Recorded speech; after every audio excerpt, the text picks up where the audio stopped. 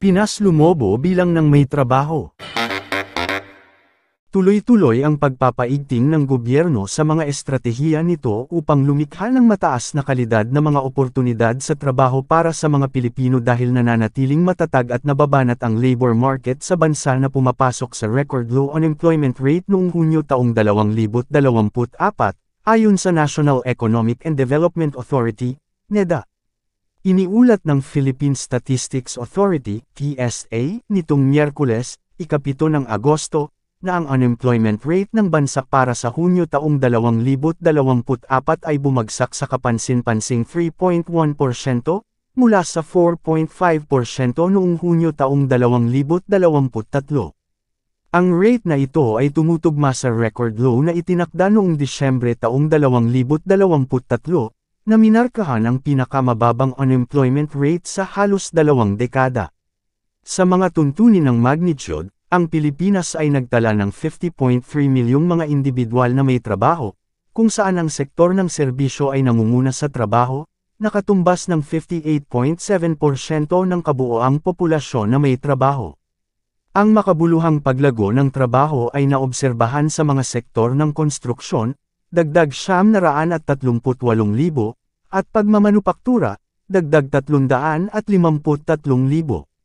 The government's swift implementation of infrastructure projects and the continued improvement of operating conditions for manufacturing firms have led to these employment gains. Increasing investments in renewable energy, water supply, and mining and quarrying have also supported employment growth in these areas, pahayag ni NEDA Secretary Arsenio. Samantala, nabawasan ang trabaho sa sektor ng agrikultura at kagubatan, minus 916,000, at pangingisda at aquaculture, minus 81,000. Ang pagbabang ito ay nauugnay sa mga epekto ng gulo ng panahon, natural na sakuna, peste at sakit at ang tumitinding tensyon sa West Philippine Sea, WPS. Nagtala rin ang PSA ng underemployment rate na 12.1%, bahagyang pagtaas mula sa 12.0% noong Hunyo taong 2023. Ang pagtaas na ito ay katumbas ng 208,000 empleyado na naghahanap ng mas maraming oras ng trabaho o karagdagang trabaho. Ang patuloy na pagpapabuti ng labor market ay makikita sa pagtaas ng bilang ng full-time, dagdag 3.1 milyon, sahod at sweldo, dagdag 2.0 milyon, at middle-skilled, dagdag 1.7 milyon, na manggagawa.